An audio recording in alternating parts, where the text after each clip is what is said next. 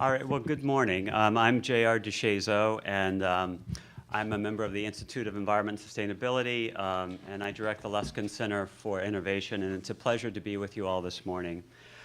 I am kicking off the panel on the economist view on linking these two markets, and I just want to give you a brief sense of where I'm headed. First, I want to outline and provide a little bit more detail on the benefits of linking these markets. Why are we doing this? What do we expect to get out of it? And then really focus in on some of the practical dimensions. So what are the dimensions of alignment that need to be accomplished? Where do we need alignment in order for these markets to function well? What does it mean for them to function well? Because of the challenges of alignment, we might think about linking these markets by degrees. And many important steps have already been taken, and what I want to do is sort of lay out the roadmap there of a full linkage and by talking about some final issues. Okay.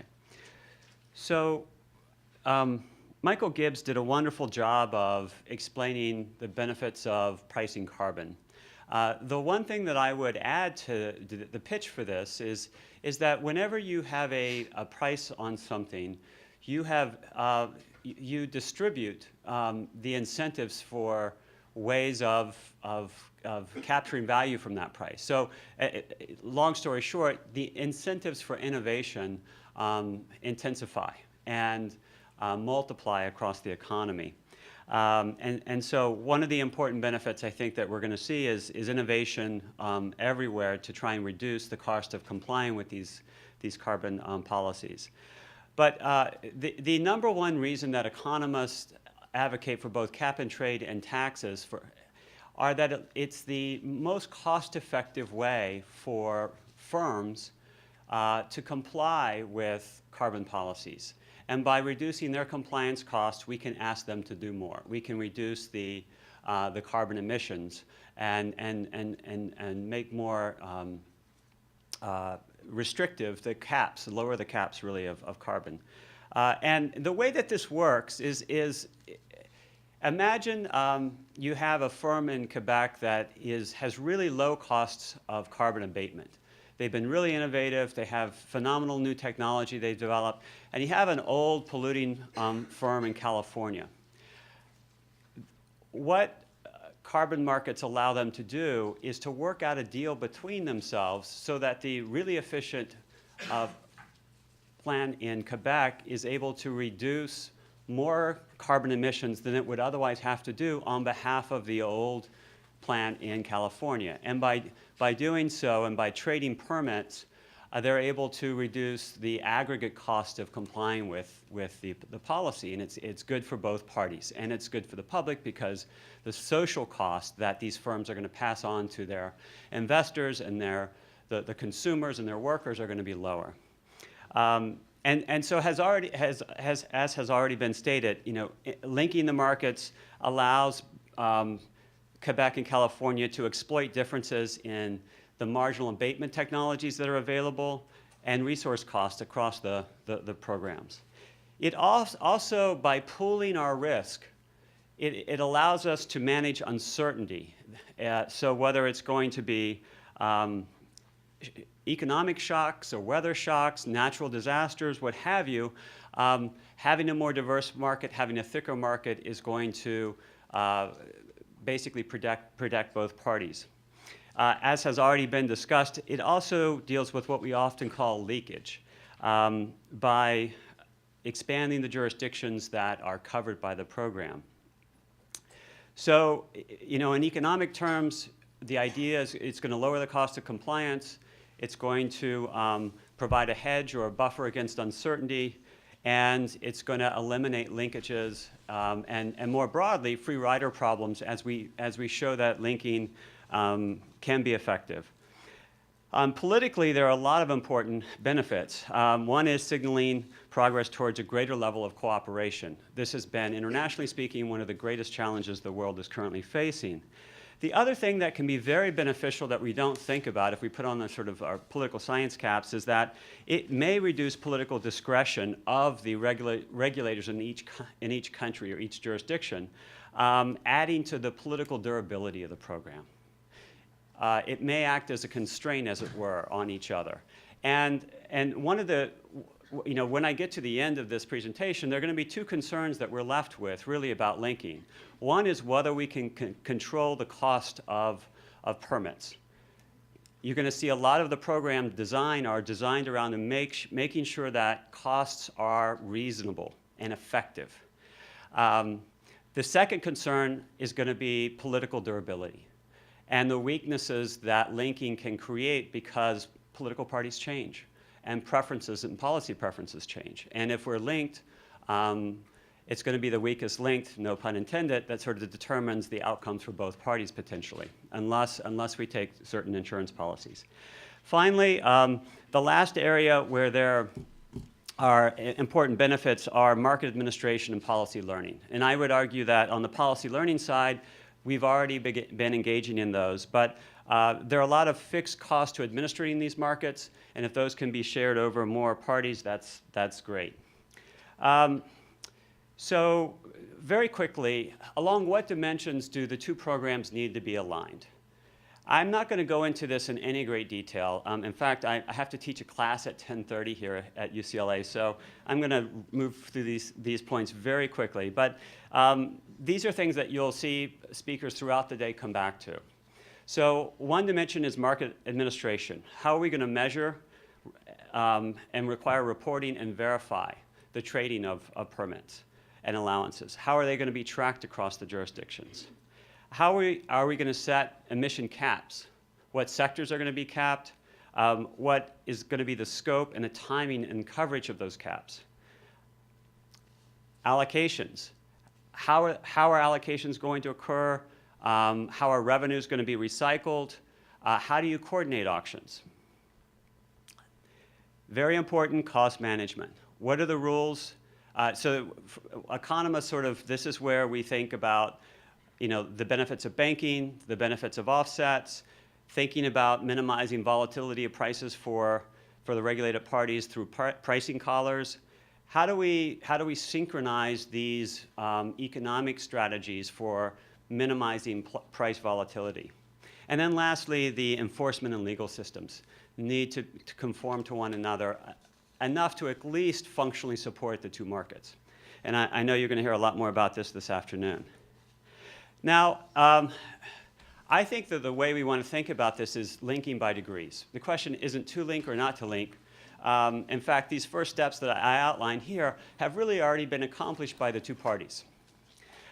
We have cooperation and sharing information. We have already mutual learning and borrowing of program elements and designs. And we need to then, and we are, demonstrating compatibility of the different administrative market measures, legal frameworks. I think very importantly is going to be independent political commitment to each program and its durability, politically speaking. And that is something that a little bit of history helps. One can never really guarantee it, but these are early things that can be done, and I think we are doing. When we think about doing what's being proposed next, which is actually exchanging emission allowances and offsets, now we're moving towards really serious kinds of questions. And we want to think carefully about whether we're ready to do this or not. Both parties have acknowledged how nascent and almost adolescent, as it were, their programs are. They're still expanding. The scopes are still expanding. We haven't even had a full compliance period yet. There is a lot to learn. There's a lot of fine-tuning we want to do. And there's a political process in each jurisdiction watching carefully. And so we want to keep all of that in mind. I want to point out that even in linking by degrees, there are different ways to do this. One is unilateral linkages. This is where at least one administrator recognizes the allowance or credits from another jurisdiction as eligible for compliance. So Quebec could do this without respect to California's, anything California has to agree to, for example. You could have reciprocal unilateral linking. That is to say, you could have California simply agree that they're going to accept allowances from Quebec, and Quebec likewise from California, but there isn't a mutually governing agreement for the two markets and their integration. So the third is the bilateral linkages, right? And that's where both administrators recognize the allowances or credits, but they design a set of cooperative agreements with each other. And this is where I think a lot of forethought is needed, and we probably need to dig even deeper and deeper than we have. So we need to think about how much misalignment each party is willing to tolerate. Environmentalists want to make sure the caps are solid and coming down over time. Industry wants to make sure prices don't get too high or too volatile. Volatility is probably more important than even the average price. And we need to think through the fact that this is a dynamic process. So California might decide to link with someone else. Should Quebec have veto power over that? Well, these are all things that would be negotiated in this cooperative agreement that would result from the bilateral linkages. Right? Harmonizing the two programs is great, but we all know that the political realities are that things are going to evolve over time, and it's important to anticipate and to maybe set some boundaries for when we're going to negotiate. When is it legal for one party to withdraw and to delink? Right? We want to think through what those conditions would be. The big issues that we really need to focus then are how robust are the price controls going to be? Link systems are going to diminish each party's ability to control its own cost to its regulated parties. What are the fiscal implications of price controls, of exercising price controls? So we're all going to become reliant on these auction revenues. Already in California, there are claimants on these revenues. As soon as they start to flow, people are going to get used to them. That's going to change the political dynamics. We want to think about how that's going to work, especially when we think about the third point, which is complementary carbon reduction policies like energy efficiency, water efficiency, renewable energy programs are going to have implications for wealth transfers between the two jurisdictions. If California gets way out in front and makes California really the carbon efficient location and Quebec doesn't, Quebec's going to be buying permits from California, and California is going to be receiving Canadian dollars in return for that, right? So these complementary carbon policies are going to affect permit flows between the two jurisdictions, and I haven't heard any discussion of that whatsoever. I think that's an important dimension of this, especially given that both programs intend to use their auction revenues to reduce carbon emissions in these complementary ways. And then the last thing I'll say is one really important question is one need. I won't even pose it as a question. One need is to plan for changing political winds.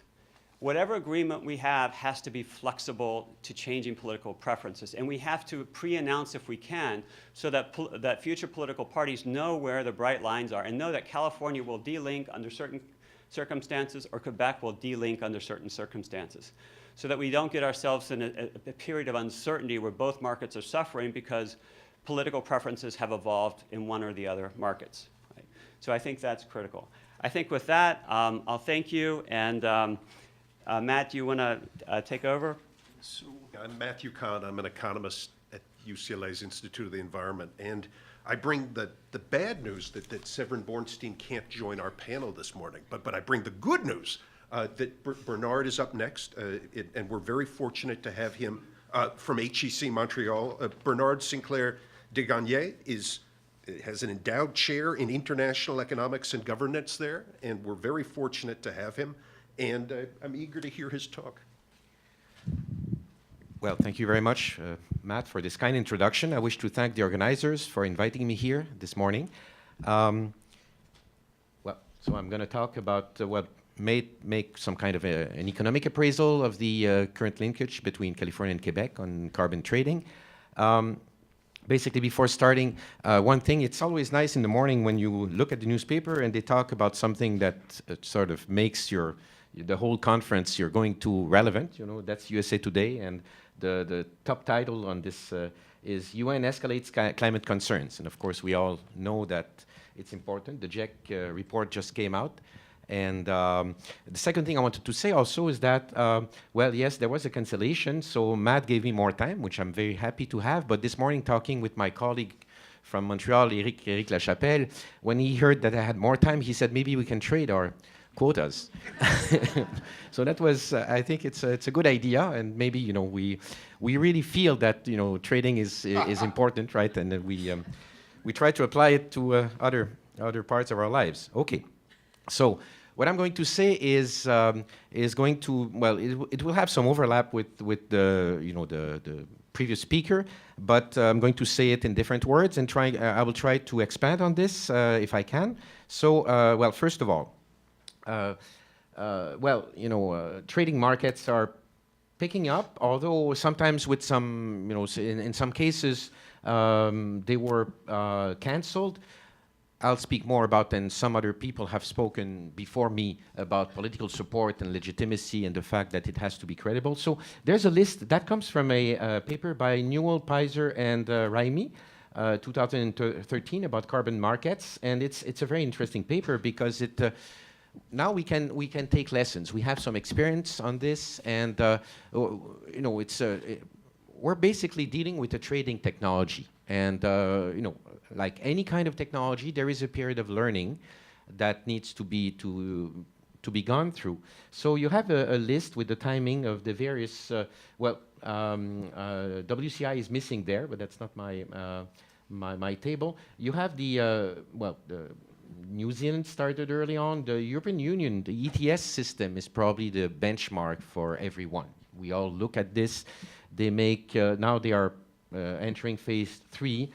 We all know that phase 1 ended not so well because, namely because banking was forbidden, the banking of credits and so on. So we learned from that.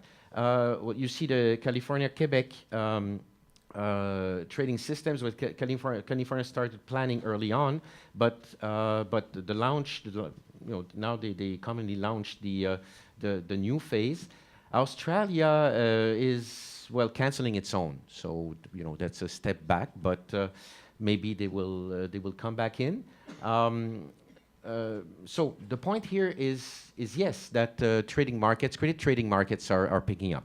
So what I want to do now is cover some of the issues. There are two types of issues: issues of design and issues of impacts concerning those markets. So issues of design, first of all, when you try to design a market, first of all, what kind of caps are you considering? Caps on absolute emissions or caps on intensity?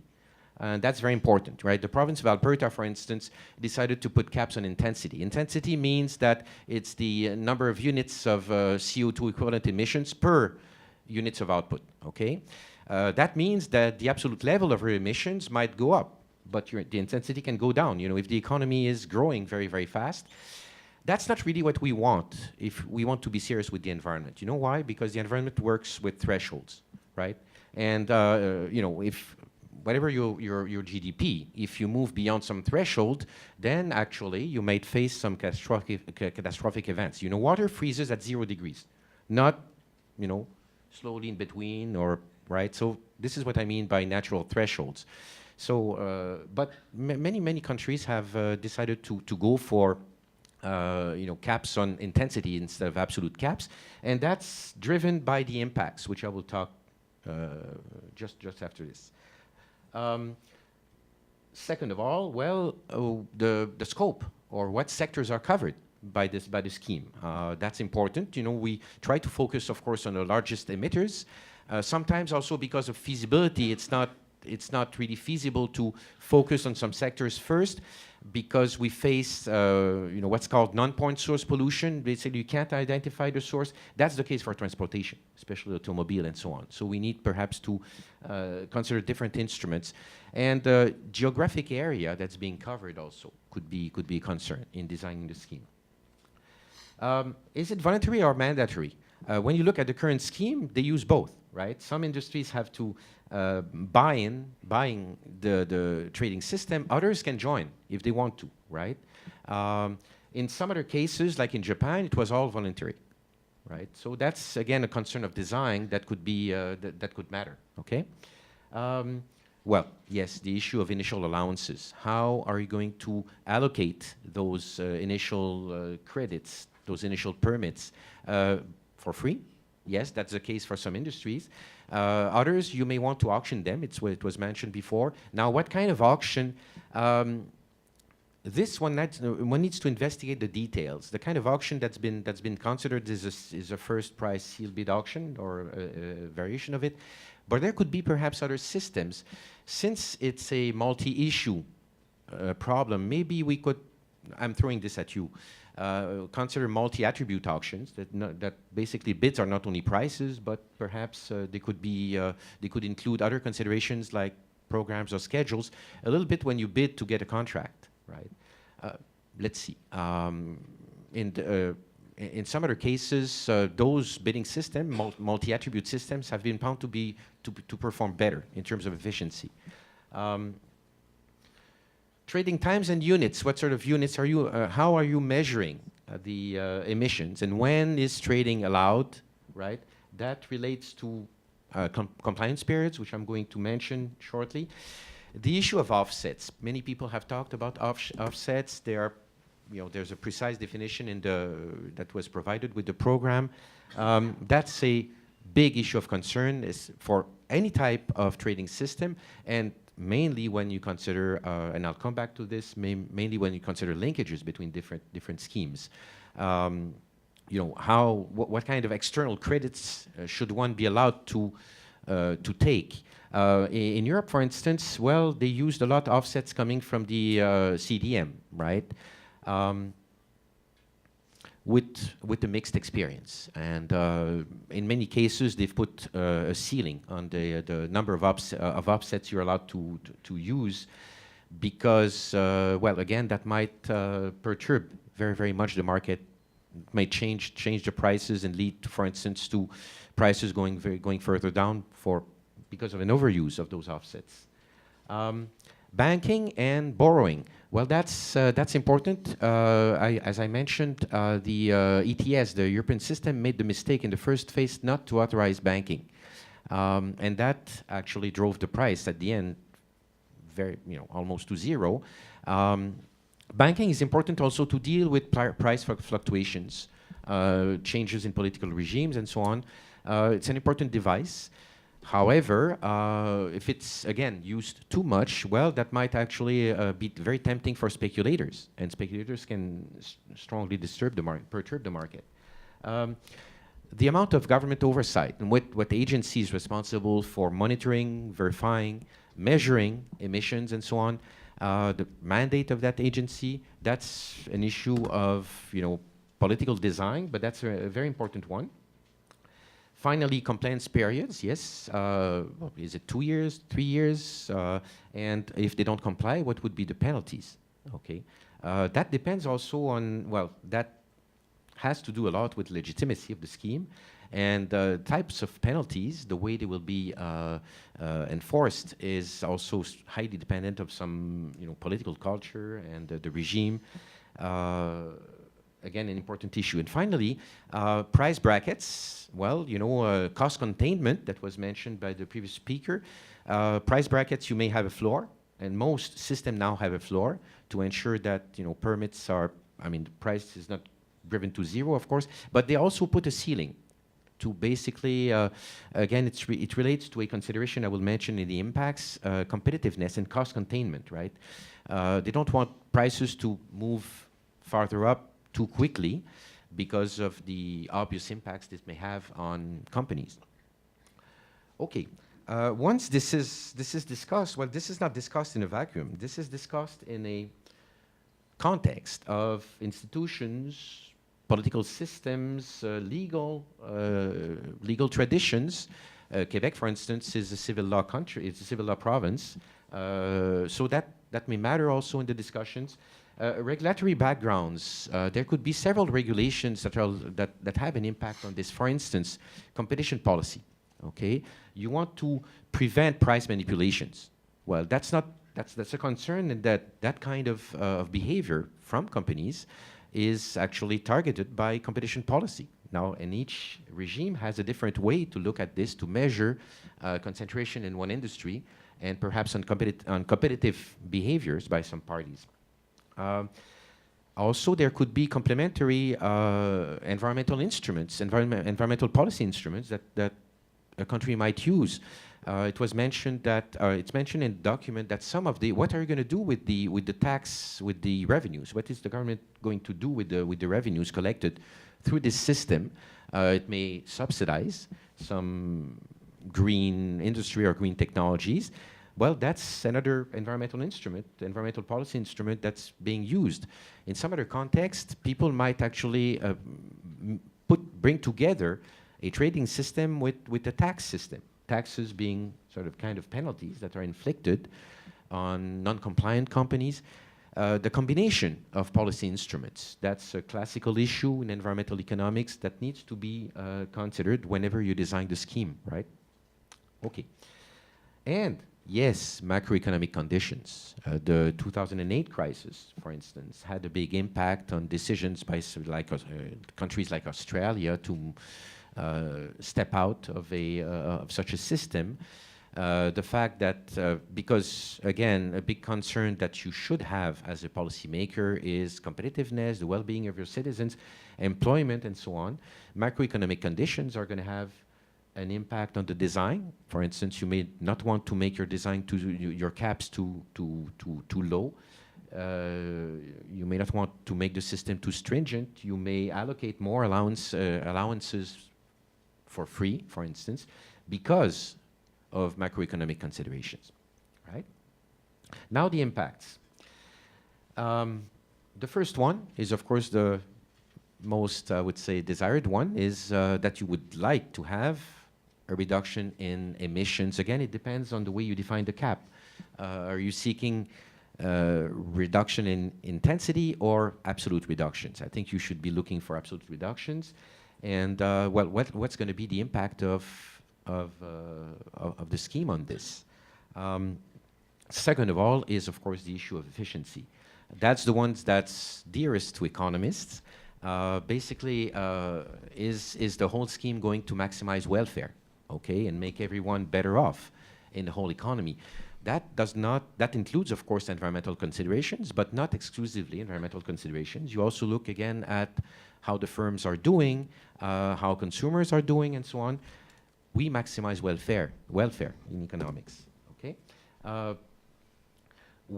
But people like those systems, especially when they are linked, and the previous speaker spoke about this, because we believe this is going to lead to efficiency in the sense that it will equalize marginal cost across jurisdictions, right? And so deter some kind of arbitrage between schemes, make the scheme, again, efficient. Liquidity is a big issue, especially when you have a small market, right? You may lack liquidity. Uncertainty could be an impact, and price volatility. There, when people have to choose between an instrument, that's where they might prefer a taxation. Taxation, of course, you know, there's one price, it's fixed, no movement, and so on. Of course, a trading system is subject to fluctuations, okay? And well, that has to be put in your cost-benefit analysis of the whole system and your choice of instrument. That's a consideration that might actually, matter for many members, many participants. And probably the most important types of impact for political reasons are distributional impacts or wealth transfers between jurisdictions. Yes, you may think, and rightly so, that we're dealing with climate change, and 1 unit of CO2 or CO2 equivalent that's emitted in California matters for the rest of the world equally, right? But there could be some significant wealth transfers, especially if permit prices are different across jurisdictions, that may actually matter and jeopardize the whole process. No jurisdiction would like to see its money, its funds go to the other jurisdiction, at least en masse, you know, in considerable amounts. That would certainly have a big political impact. You know, a friend of mine who's been working on this on environmental issues and policy for years was telling me, you know, politicians care mostly about distribution and redistribution and wealth transfers, much more than they do about emissions reduction at the very end. That's what matters, and that's a big issue I think, to be a big impact to be kept in mind when you design a trading scheme. The issue of competitiveness. That was key to, for instance, decisions to allow some initial credits for free to some sectors, right? Because they're believed to be exposed to international competition, and you don't want them to, at least at the beginning, to be affected negatively by this. But again, the scheme is going to lower progressively the number of free allowances that are given out at the beginning of at the start of the technology. Technology choices and innovation. That's another key objective, I would say, of trading schemes. They are preferred to, for instance, setting standards, technological standards, for mainly that reason, because they're believed to be more flexible. I'll say more about this in a second. They're believed to, people face constraints. At the same time, they are flexible. People may choose to pay for, at least temporarily pay for more credits, for more emission permits. At the same time, since there's a price for this, they may look for alternatives, and that means to innovate and change their productions, their production processes, or sometimes, when in that case, we talk about production processes. Another type of innovation, which is not targeted by those kinds of schemes, are the types of products. Okay. And finally, the issue of regulatory control that was mentioned by the previous speaker, and that's important in linking two systems. Basically, of course, the two jurisdictions will choose deliberately to lose some control, but are they losing too much? Again, it's a political issue that matters. I've spoken only about one cap and trade system and the main issues of design, issues of impact, and, well, now what about linking the two systems, okay? That's a list. It's a bit small, perhaps, for those in the back. It comes from another nice survey by Ranson and Stavins of linkages of greenhouse gas emissions trading systems. Recent paper, and they cover projects for linking systems. Of course, the one that gets due attention is the California-Quebec two-way system. The previous speaker mentioned there are different types of linkages, right? You could go for unilateral linkages. That's already the case using, for instance, offsets, right? Since if you have many different trading systems that use the same offsets, they will be linked indirectly, right? And unilaterally. But the linkage system we're considering here is obviously bilateral, and that's harder to do because you need obviously to coordinate with, partners need to coordinate very narrowly and negotiate processes and negotiate and also negotiate, for instance, about the evolution of the processes and what they will do if, for instance, a third possibility of linking shows up. Okay, there's a plan also for California and Quebec to link with some areas in Mexico, notably, and the Chiapas here. All right. Okay. What are the main considerations when you link? Of course, all these issues of design and impact are going to come back. Now I'm considering perhaps the all issues of impact, right? Static efficiency, of course, when you link two markets, again, as I said, you hope that prices will converge to one, marginal costs will equalize between different jurisdictions, and that's efficiency. Liquidity, I mentioned also. Reduce competitive distortions. That's very true. Jean-Yves mentioned that early on this morning that Quebec is a small economy, has a rather small market, and therefore it's potentially exposed to price manipulations since you have few actors, some of them big actors. By linking your small market to a bigger one, that's being reduced, okay, obviously. Issues of reduced volatility. Volatility is a big concern when you try to implement a trading system, how volatile prices are going to be. That's why you introduce brackets on prices. It's believed that the bigger the market, the less, and that was again a point of the previous speaker, the less exposed it is, for instance, to weather events. Especially, and in that case, that's true, when the two jurisdictions are located far away from each other. Of course, they will be less exposed to, we hope so, to weather events than if they are located all in the Northeast, for instance, all right? Dynamic efficiency, that basically means innovation, right? We distinguish between those two types of efficiencies in economics because in terms of policy, the way we deal with innovation would be statically speaking, you consider only one period, inefficient. Why? Because when you grant a patent to an innovator, you basically allow a monopoly, a temporary one. That's, in terms of static efficiency, that's not efficient, but we accept it because dynamically speaking, through time, by encouraging innovation, efficiency is enhanced, but in a dynamic sense, all right? And yes, it was mentioned that the pros of a linkage could be a signal of commitment. That was mentioned this morning, right? There's the WCI. There's the fact also that global negotiations, a top-down approach is right now almost stalled. I mean, big agreements at the top level could be unlikely.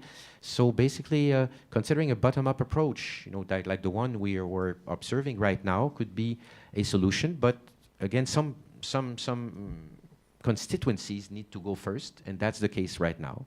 And that's probably one of the big pros of the current linkage that we're considering this morning. There are cons, of course, and I've mentioned a few. Distribution problems, again, could be a big concern. But let me say, they are a big concern, but not, they could be fixed in the design. It's not a concern to discard the idea of a linkage at the beginning. They could be fixed by design. For instance, if there is too much, if the partners agree, and if partners keep negotiating well, then they will be aware of this, and they might introduce in the design some transaction costs, for instance, that will actually slow down, for instance, big movements of investors from one to the other jurisdictions. Exposure to price shocks. I mentioned reduced volatility. Some people say actually linking markets might increase volatility in the sense that you import the shocks that may hit the other jurisdiction. Yes, that's a concern. But again, in the design, some alternatives can be implemented to prevent this. Perverse incentives and leakages, you may call them negative offsets. Perhaps there's a way to deal with this also in the design. Empirically speaking, and it's like the idea of in trade also, the fact that there could be sort of environmental arbitrage and some dirty industries might locate elsewhere. Empirically speaking, it's not been observed a lot. So it's been a concern, legitimate one, but it's more theoretical right now at this point. It happens, but not so much. And weakened political control, well, that doesn't seem to be the case in the linkage we're considering, but that's often a reason for departing, for avoiding linkages. One province in Canada is really I wouldn't say hostile, but it's not certainly not ready for linking its system to other states. It's Alberta, for instance, because they've opted for, first of all, the emissions cap is based on intensity, right? And so whenever it's based on intensity, it's hard to reconcile with other emissions cap, with other emission systems that are being used. Okay, so once you've done your cost-benefit analysis and concluded, as it is the case here, that it's worth it, then let's go for a linkage. What are the obstacles? Again, we can use lots of lessons about the obstacles to linking. In this paper, it's written by five German co-authors. They've looked at different emissions trading schemes, but only until 2009. According to them, and I will add to this, there are weaker and stronger barriers to linking. Among the weaker barriers, the ones that can be solved more easily through negotiations, but perhaps I wasn't involved directly in the negotiations, so I'm sure that other people perhaps might disagree with this, but to agree on how you will monitor, report, verify allowances, for instance, systems may differ on this, but that doesn't seem to be a big issue. Banking, That's an important one, but it's perhaps a weaker one to deal with. Most schemes agree on banking. The problem is to agree on the level of banking. Compliance periods, another design issue that needs to be negotiated. Registries, keeping track of registered companies. The rules governing new entrants and closure. Since part of the scheme is voluntary, who will be allowed to enter and register for the scheme? The penalties, that depends on different legal systems and different enforcement, I would say, technologies. And the initial allocation approach, of course, is perhaps among the weaker barriers, the ones that requires perhaps most intensive negotiations. Among the stronger barriers, yes, the legal and normative backgrounds. And for instance, if a scheme is talking about normative backgrounds, if a scheme is not perceived to be legitimate, if legitimacy, for instance, might be temporary, right? It depends on which kind of government is in power. That doesn't give big incentives to link. That's not the case here, as it was mentioned by Jean-Yves this morning, early on. The legal backgrounds also, right, might matter. And that's, of course, if it matters a lot, that's a big obstacle to linking, because what can you do? You're not going to change the whole legal system of a country. Globally, that's probably one of the most important obstacles. The relative stringency of targets, yes, because each jurisdiction has concerns, I would say industrial policy concerns, right, about firms and so on, and its own firms and competitiveness, and because that has impacts also on employment, on the whole wealth of the jurisdiction. Not all factors can be moved from one to the other, and typically political authorities do not want that. And so that could be a big issue for negotiation. I would say the stringency of enforcement, but the offsets. The offsets are probably the big reason why some people are opposed to linkages. And I'm sure Matt will say more about this afterwards. In this case, we reached an agreement. But in other cases, it might be very, very difficult. Are you going to allow, for instance, offsets through CDMs or not? And the cost containment measures. Basically, if you see all these, these four, the last four ones, are underlying these four are basically basic concerns about competitiveness that are pervasive in all jurisdictions. Okay. Once you've gone through those barriers, okay, now you're considering perhaps or hoping for some good impact. So I'll be throwing at you some topics for discussion. I've been doing lots of work lately on the environmental goods and services industry. This is one of my main area of investigation in environmental economics. And I've been considering also, I have a co-author here in the room, Marie-Ève Faubert, the issues of linking, issues of dealing with global value chains. That's related to offsets, a lot to offsets or offshoring and so on. What happens a lot or the issue of leakages, sorry. What happens a lot nowadays is that, well, firms operate within chains, global chains, right? And it happens that they might actually deal with some nodes in the chain that are subject to a trading permit by decreasing the environmental impact. But what they do is that they will allow or require other part of the chain to increase theirs. For instance, they might say suppliers in other countries. Let me give you an example. You may have an electricity producer that doesn't have a big environmental impact, a big impact on climate change, but it might, sometimes, import electricity from thermal plants elsewhere that are not subject to the scheme, right?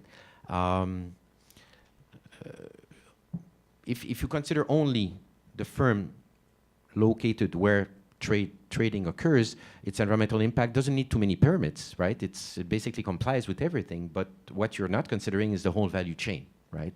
And the fact that it uses suppliers that pollute themselves and that are not subject. So, I mean, there are considerations like this to be added to the discussion. I would like also to consider the innovation and competitive, what happens to the environmental goods and services industry. there's a good source.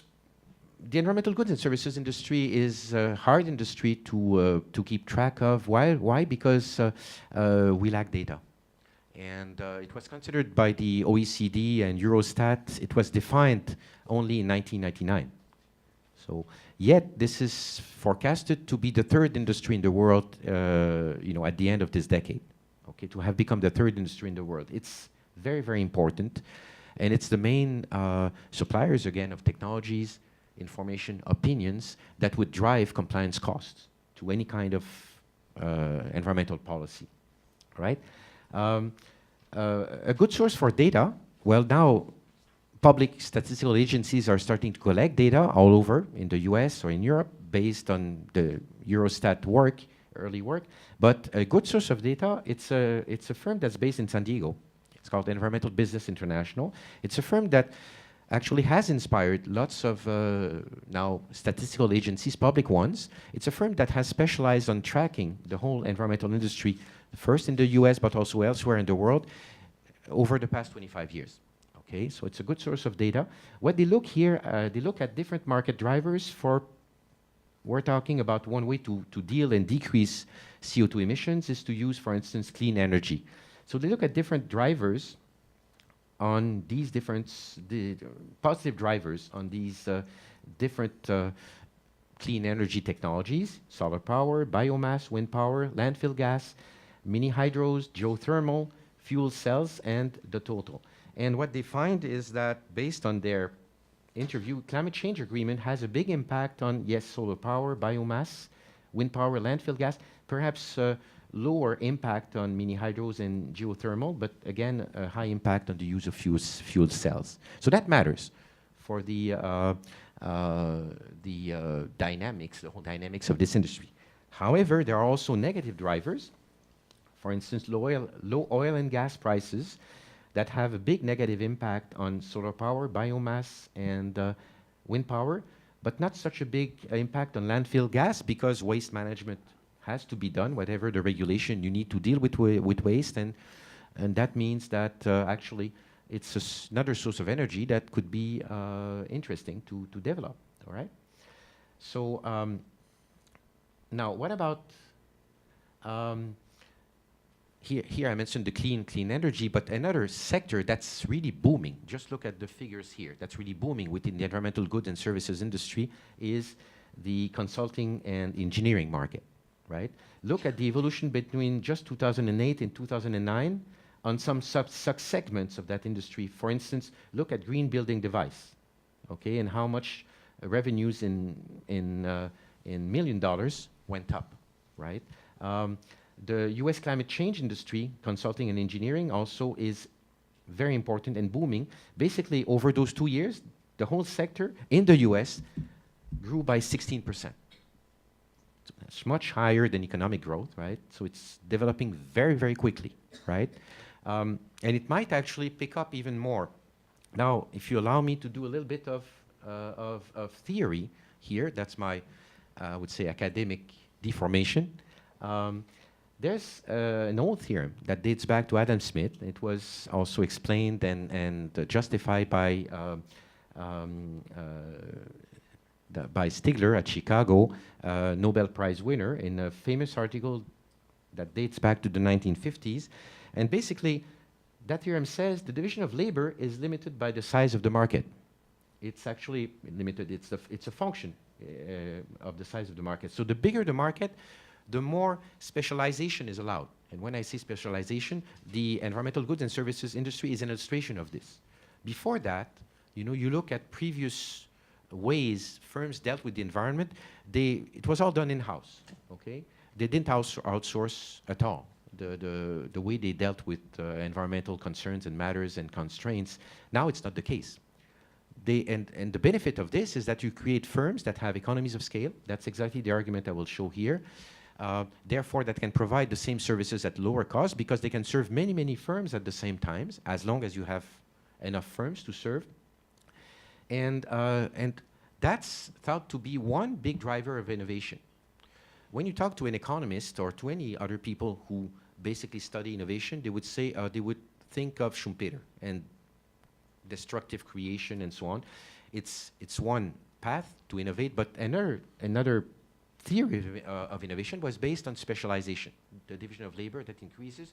You create specialists, they are more knowledgeable about ways to deal with constraints or to deal with some matters, and that actually leads to better and better innovations. The argument, very briefly, by Stigler was the following. You have an average cost curve, that's the top U curve, but that total cost for a firm is the sum of different activities, right? And those activities are Y2, Y1, and Y3, Y1. Increasing returns means, look at the green curve here, I don't know if it's Y1, basically means that the cost per unit goes down. So basically, the firm that that incurs this activity Y1 would like to outsource it, because if it did, then the cost could move further down. The problem is that the market might not be big enough to do this. That firm might not be able to survive because, again, it would have only one client. Okay, but if it has many, because of growth, because of increasing the size of the market, that activity Y1 will be outsourced. Okay, that's increased specialization. You create specialists of a given issue, like dealing with climate change, and since the curve keeps going down, they can provide the same service again, as I said, to many other clients at a lower price. That decreases the cost of compliance, and that's good for innovation, right? So that's the underlying logic. I'm throwing this at you. Maybe the integration of the two markets, that could be one consequence. If you look at the mechanics of innovation and the way it might work, it's not Schumpeter, it's Adam Smith. Goes much farther than this. Okay. But in order to cash in on this, one must design the cap and trade scheme properly. And what I mean here is that, and that's one of the things that I've been checking lately, you need to be careful about the kind of market power that the environmental goods and services industry will have. Right now, it's not so much of a concern in consulting and engineering, but in clean energy, it could be also. And there could be also distribution concerns. Let me give you the example of Europe. Many countries in Europe started some years ago to subsidize solar energy. They decided to step back in some countries. That was a big disaster.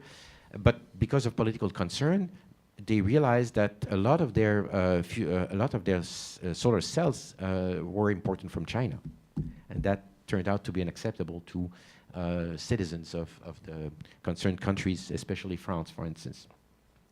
Okay, and I'm going to throw something else at you, playing a little bit of a devil's advocate.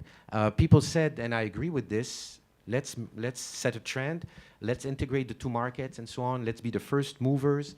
But perhaps one concern with a bottom-up approach would be that, well, institutions evolved and there's a lot of path dependency, history matters, and perhaps you may engage in the wrong path right from the beginning, right? I'm not so sure this is the case here, as long as you remain flexible. But there's always a trade-off to be made between flexibility and commitment. You want to commit, otherwise people won't believe in your scheme. If you commit too much, that runs against flexibility. That needs also to be kept in mind to avoid that danger. So I'm throwing this at you. Thank you very much. Folks, I know that I stand slightly between you and lunch, so I am going to do what I do best, which is crack jokes. The tough crowd. Folks, Bernard picked up on a number of themes that I'm going to touch on in my remarks, and so I thank everyone for coming out, and I'd like to thank Madeline Glickfield and Kate Thomas for helping to put this event together. It takes a lot of work to put an event together. There were a lot of emails. But it's very good to be here today, and thank you for coming out. A big theme in my blogging and a little bit of my academic work that I've talked about, and Bernard just alluded to this, is this green guinea pig. And I'm going to touch on this in my remarks, and let's see if this interests folks. I'm going to try to work quickly through these remarks so that we can have a group discussion. So here we go.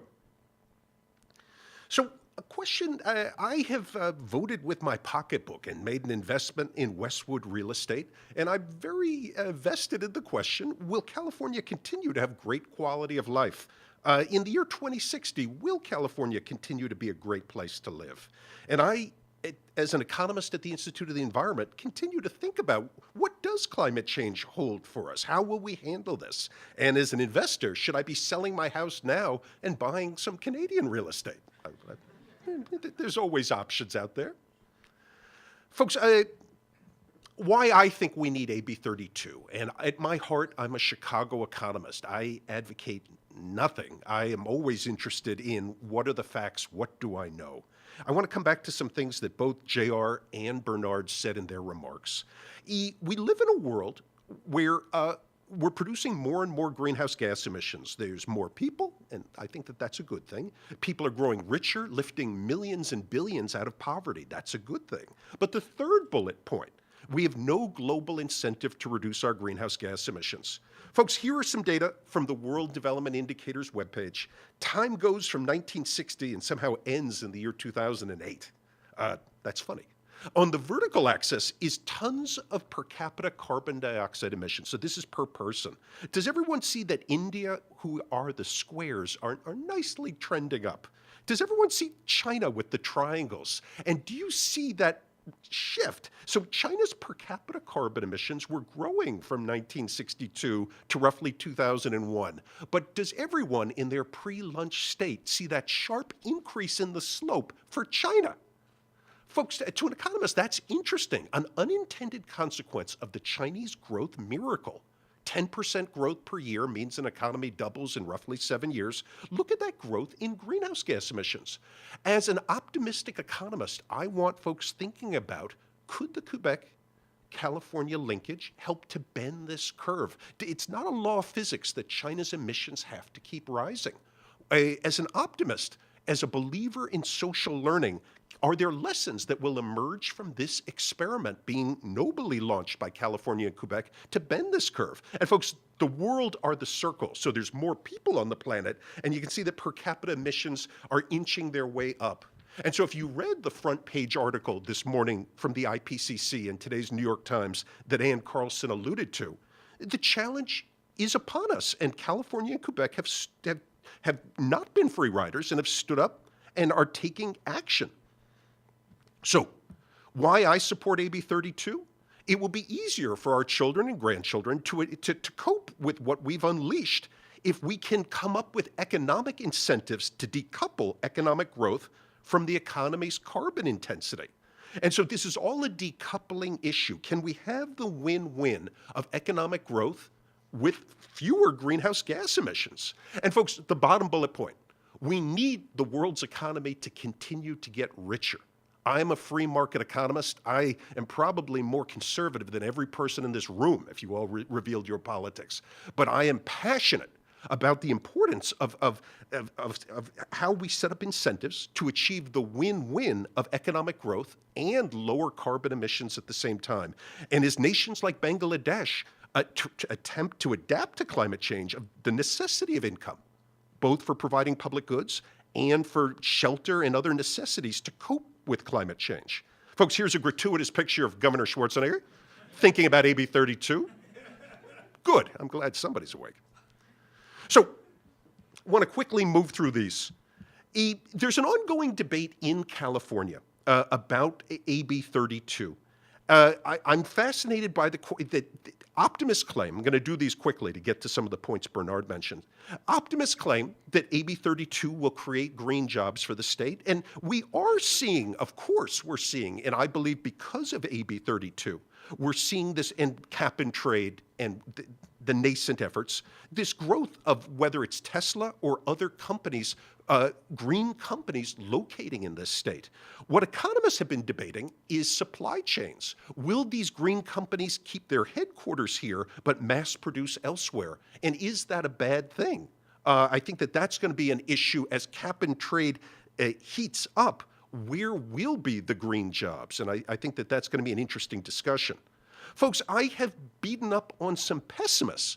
There is a pessimistic claim out there which merits attention, and Bernard alluded to this on leakage. There is a claim that the liberal regulation enacted by California will have the unintended consequence of leading businesses to leave California and basically to move to pollution havens where they don't face this regulation. In a recent paper, how many of you subscribe to the Journal of Public Economics?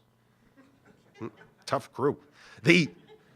Aaron Manser of Dartmouth and I just published the following paper. Because California's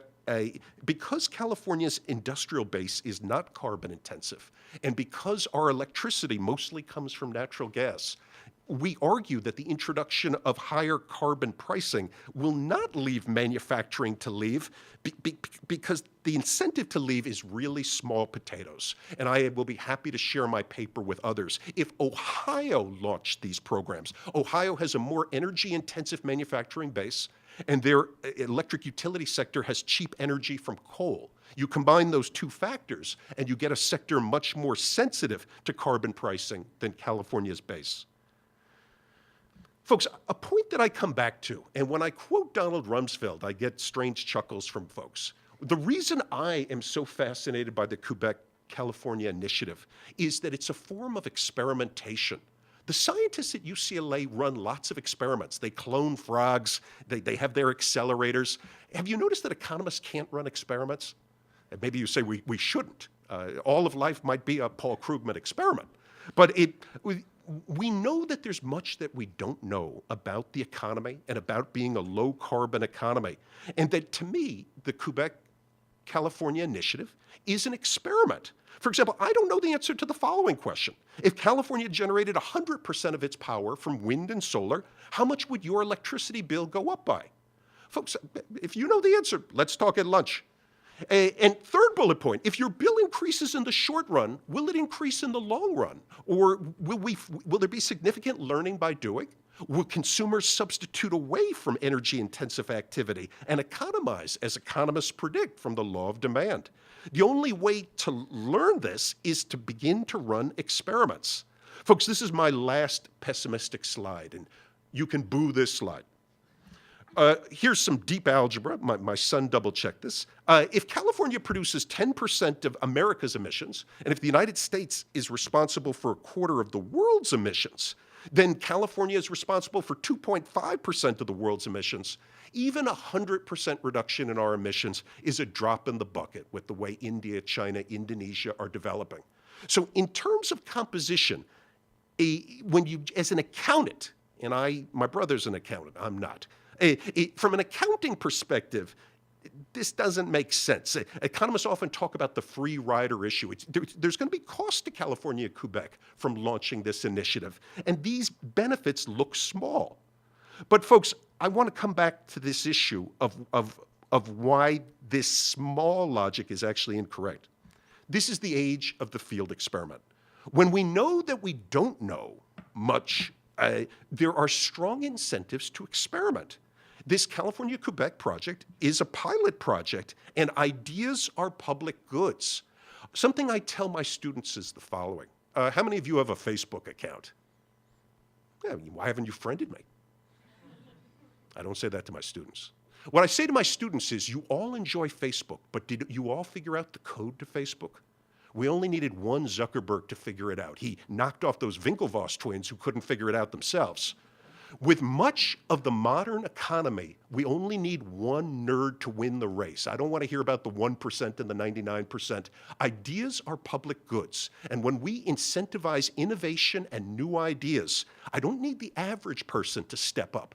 I need 1 out of 7 billion to come up with that. And folks, you don't have to be an expert at probability or at Terence Tao to be able to calculate that if you set up incentives for a low-carbon economy in a world with 7 billion people thinking about their future, someone's going to step up and deliver.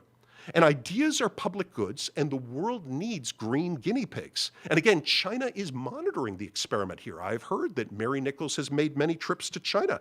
And I believe to educate them on the lessons the ARB has learned on this nascent experiment. And that's how you change the world and bend that curve I showed you a couple of minutes ago. This one. This is not a law of physics that China's emissions have to keep rising. Our grandchildren's quality of life will be stronger if that Chinese curve can be bent back down and flattened.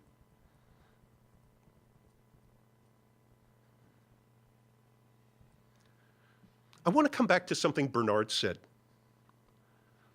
When I think about the the AB 32, the cap and trade between California and Quebec, a point that my teachers at the University of Chicago emphasized is that there's always a new generation of young people. In fact, I have a photo of them. Hey, look at our graduates to the right there. You're supposed to cheer. Look at Zuckerberg to the left, looking immodest. There's always a new generation of young people. What do they choose to specialize in? None of them are going to do economics after seeing that I'm a burnt-out old guy. These individuals are going to choose what to do with their lives. And what this cap and trade does is it creates a number of new nascent occupations as carbon certifiers, as accountants. And folks, this comes back to what Bernard was saying about the extent of the market. When there's human capital and expertise in a new market, it becomes cheaper and cheaper for other entities, whether it's an Alberta or a China, to join this coalition. When there's more consultants with more manpower and woman power who know how to do these tasks, it becomes easier to join this coalition. And so I think something that's underemphasized by engineers and even is this occupational choice. I'm very optimistic that at the UCLA Institute of the Environment, there's going to be more and more new jobs for our students.